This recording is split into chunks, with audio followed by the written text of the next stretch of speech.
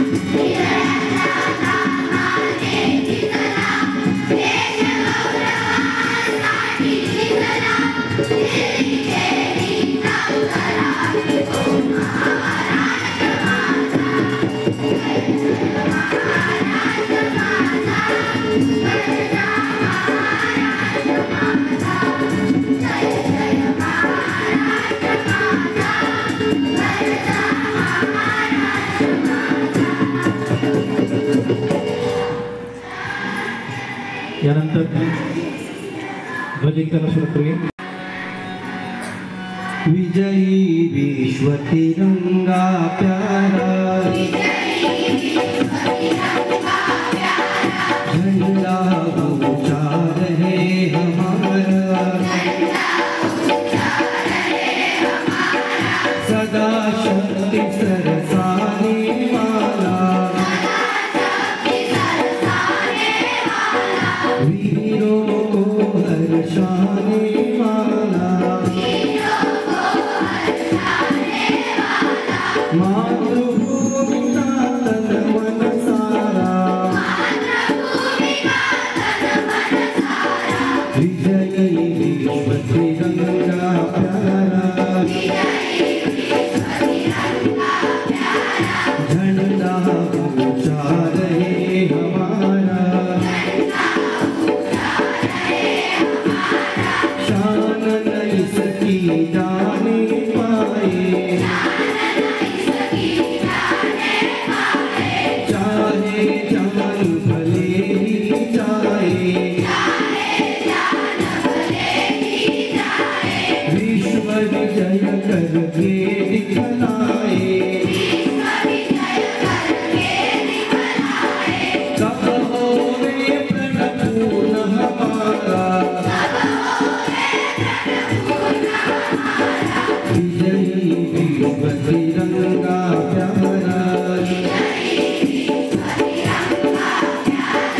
झंडा ऊंचा रहे हमारा, आओ प्यारे वीरों आओ, देश धर्म पर बलि बलि जाओ, एक साथ सब मिलकर गाओ, प्यारा भारत देश हमारा, प्यारा भारत देश हमारा, विजयी विश्व तिरंगा प्यारा, झंडा ऊंचा रहे हमारा, विजयी विश्व तिरंगा प्यारा, झंडा ऊंचा रहे हमारा.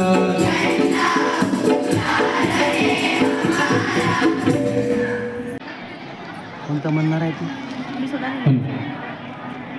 आजच्या कार्यक्रमाचे अध्यक्षस्थान आपल्या शाळेचे प्राचार्य माननीय श्री श्रीनिवास जोशी सर व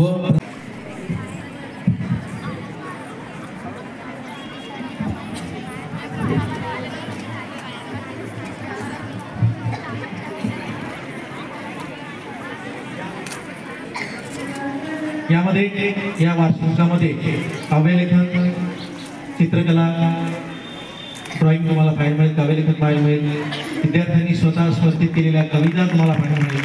अतिशय सुंदर असं मुखपृष्ठ पारिजात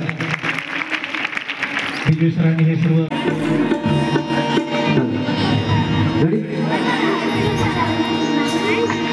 चंदन अपना देश है,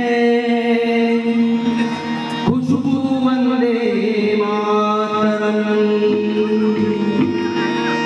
चंदन अपना देश है, खुशबू वंदे मातरम,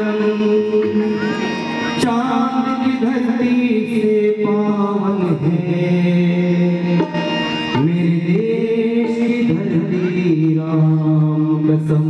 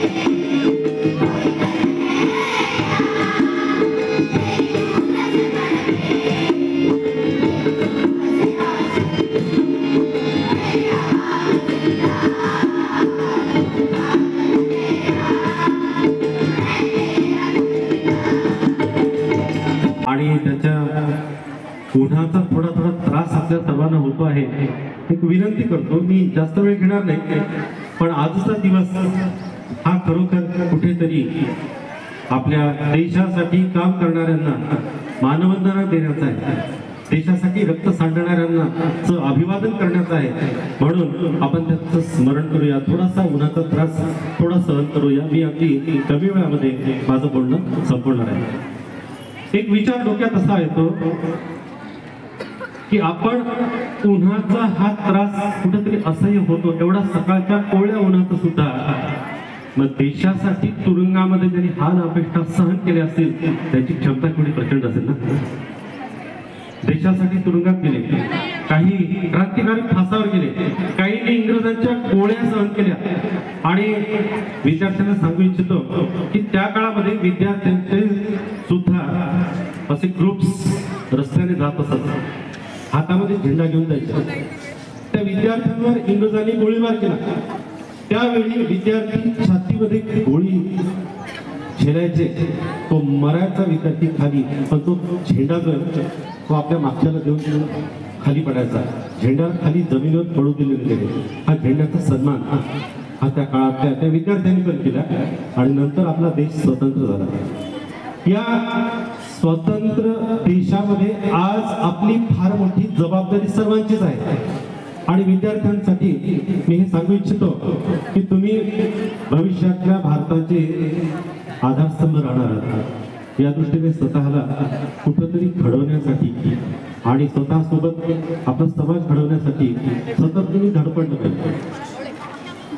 हा समाज नीट उभा व्हावा, हा देश नीट उभा व्हावा, यासाठी भारत स्वतंत्र होण्यापूर्वीच्या लोकांनी प्रयत्न केले आणि भारत स्वतंत्र झाल्यानंतर जे आपली भारताची एक टीम तयार झाली, राजकारणामधील देशप्रेमी असणाऱ्या लोकांचं जे मंडळ स्थापन झालं, नंतर त्यांच्या हाती देशाची धुरा आली. या लोकांनी देश कसा उभा राहावा यासाठी असंख्य गोष्टींचा विचार केला आणि त्यातून भारतात एक समृद्ध संविधान तयार झालं. हे समृद्ध संविधान तयार करणारे, अखंड प्रयत्न करणारे डॉक्टर बाबासाहेब आंबेडकर आणि त्याची टीम यांचं स्मरण आज करण्याचा दिवस आहे. या भारत देशाच्या स्वातंत्र्य युद्धामध्ये आपल्या शाळेचाही सहभाग आहे, हे इथे आवर्जून सांगावं असं वाटते. काही पालकांना माहीत नसेल त्याच्यासाठी मुद्दाम सांगतो, विद्यार्थ्यांना माहीत नसेल त्यांना सुद्धा मुद्दाम सांगतो. आपली ही जी बिल्डिंग आहे ही त्या काळामध्ये चरखा केंद्र म्हणून चालवलेली आहे. ही बोर्डिंग चरखा केंद्र म्हणून चालली स्वातंत्र्यपूर्व काळामध्ये. आपल्या देशाचे त्या काळचे जे शिक्षक होते ज्ञानेश्वर पासोबा काळे नावाचे सर, यांनी इथे कारंजामध्ये भाषण दिलं होतं इंग्रज सरकार विरोधात. त्यांना तुरुंगात टाकलं. देशासाठी तुरुंगात जाणारे भारताच्या क्रांतिकारकांपैकी एक नाव जेडी चौरे विद्यामंदिराच्या शिक्षकांचं नाव. आणि मग ही शाळा अशाही काळामध्ये चालली पाहिजे. शाळेत विद्यादानाचं काम अखंड राहावं, हे बंद पडू नये याची तळमळ असणारं व्यवस्थापक मंडळ तेव्हापासून आहे. आणि मग हे ज्ञानेश्वर पासोबा काळे सर जेव्हा तुरुंगात गेले तेव्हा शाळेचे शिक्षण बंद पडू नये म्हणून त्यावेळेसचे आदरणीय व्यवस्थापक स्वर्गीय शिशुपाल चौरे यांनी स्वतः वर्गातील अध्यापन केलं आणि ही शाळा व्यवस्थित चालली. या साऱ्यांच्या तळमळीतून, या साऱ्यांच्या अथक प्रयत्नातून आणि तेव्हापासून तर आजपर्यंत सतत धडपडलेल्या सर्व शिक्षक शिक्षकेतर, त्यासोबतच पालक, त्यांचे विद्यार्थी आणि त्यांच्यासोबत आतापर्यंत आलेल्या सर्वांच्या सोबत शाळेची धुरा सांभाळणारे वेगवेगळे मुख्याध्यापक यांनी सर्वांच्या सहकार्याने जे प्रयत्न केले त्या सर्वांचा परिपाक म्हणजे आपली शाळा, जी आज वेगवेगळ्या क्षेत्रामध्ये विद्यार्थी चमकतात. मग ते ऑलिम्पियाडच्या वेगवेगळ्या परीक्षांमधलं गोल्ड मेडल असो, चित्रकलेमधला ठवठवीत यश आलेलं आहे. एक ग्रेडमध्ये एवढे विद्यार्थी पास झालेत आपले. 1929 पासून सुरू झालेली 100 वर्ष पूर्ण करण्यापर्यंत पोहोचलेली आपली शाळा. याच ठिकाणी सुंदर सांस्कृतिक कार्यक्रम होतात. बऱ्याच पालकांना माहिती आहे की आपल्या शाळेचे सांस्कृतिक कार्यक्रम संस्मरणीय असतात आणि या साऱ्या गोष्टी पुढे चालू राहतील. माझं पालकांना विनम्रपणे आवाहन आहे की इथून पुढे सुद्धा आपली शाळा आपली शाळा अशाच प्रकारे प्रगतीपथावर राहावी यासाठी आपल्या विद्यार्थ्यांना वेळोवेळी अभ्यास आणि इतर उपक्रमांमध्ये भाग घ्यायला तुम्ही जरूर प्रोत्साहित करा. तुमच्या सर्वांचं इथे शाळेकडून सदैव स्वागत राहील. तुमच्या काही सूचना असतील, आपल्या शाळेला आणखी प्रगतीपथावर नेण्यासाठी सर्व पालकांची जर काही आणखी सूचना असतील, ज्या चांगल्या सूचना आहेत त्याचं आम्ही सर्व स्वागत करू. आणि आपण सर्व मिळून म्हणजे शाळेचे सर्व घटक आणि पालक सुद्धा आपण शाळेचे घटक आहात. आपल्या सर्वांच्या एकत्रित प्रयत्नांनी आपल्या शाळेला याहीपेक्षा अधिकाधिक प्रगत करण्यासाठी आपण सदैव प्रयत्न करू. आज 76वा प्रजासत्ताक दिन आणि 75वा त्या प्रजासत्ताक दिनाचा वर्धापन दिन. या दिनी मी सर्वांना पुनश्च एकदा शुभेच्छा देतो. त्याचबरोबर आपल्या शाळेमध्ये जे वेगवेगळे विद्यार्थी ज्यांनी कौतुक सोहळ्यामध्ये ज्यांना बक्षिसं मिळाली त्या सर्वांचंही कौतुक करतो. बाकीच्याही विद्यार्थ्यांना मी आवाहन करतो की तुम्ही सुद्धा बाकी पुढच्या वर्षभरामध्ये वेगवेगळे उपक्रम राहतील त्यात सहभाग घ्या आणि असं कौतुक करून घेण्याचा प्रसंग जास्तीत जास्त विद्यार्थ्यांवर यावा. आज हे भरगच्च कार्यक्रम आपल्या या ठिकाणी झाले. यासाठी धडपडलेले जेही काही आपले शिक्षक शिक्षकेतर कर्मचारी 2-3 दिवस लागतात एवढा कार्यक्रम होणं आणि करणं. आज थोडासा वेळ आपला वाढला.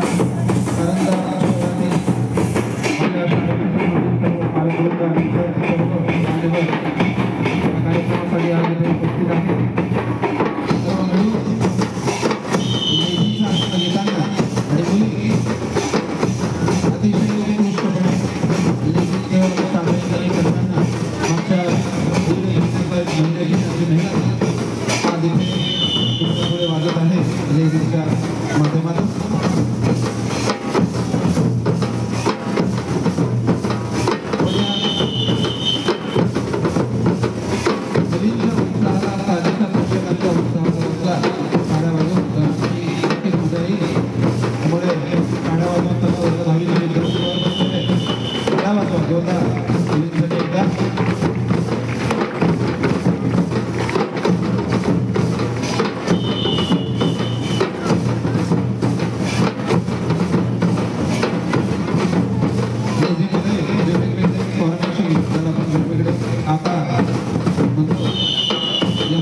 वेगवेगळ्या आकाराच्या माध्यमातून हा खेळ आता आपल्याकडे सादर करते आहे. ती बारकाईने पाहिजे आहे तुम्हाला प्रत्येक फॉर्मेशनमध्ये किंवा प्रत्येक ती बनवत असलेल्या गोष्टींमध्ये विशिष्ट आकारामध्ये दिसेल आणि ती मेहनत आहे.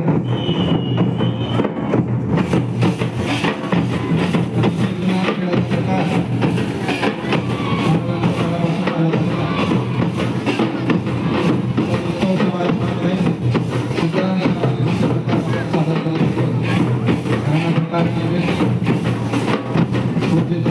आहे आणि तीच ऊर्जा घेऊन आपल्या शाळेच्या विद्यार्थ्यांनी आता होते वेगवेगळे कॉम्पिटिशन आपल्याकडे झालं. शाळा वाजवत होता आनंद घेत गेला.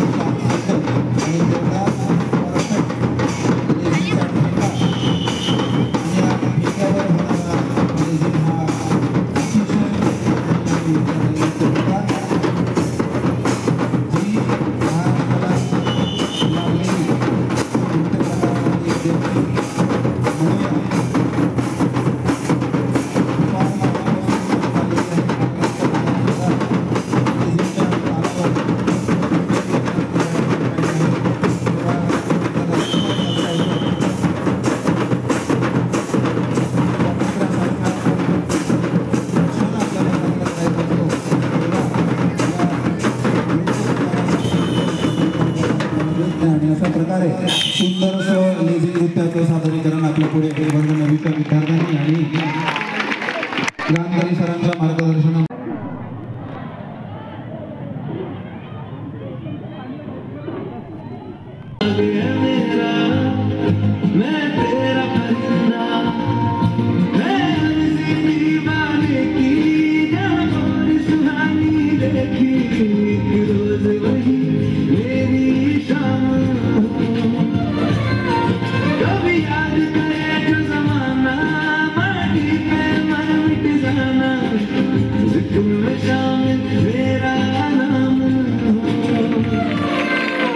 फौजी के रुतबे से बड़ा कोई और रुतबा नहीं,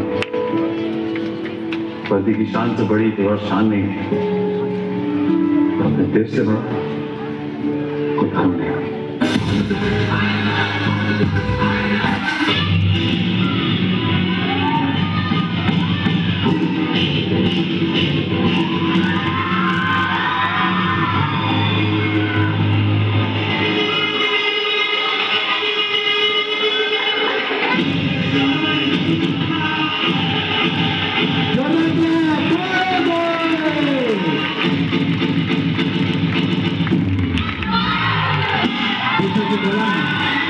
देशाची कशा प्रकारे लक्ष करतात याचा एक सुंदर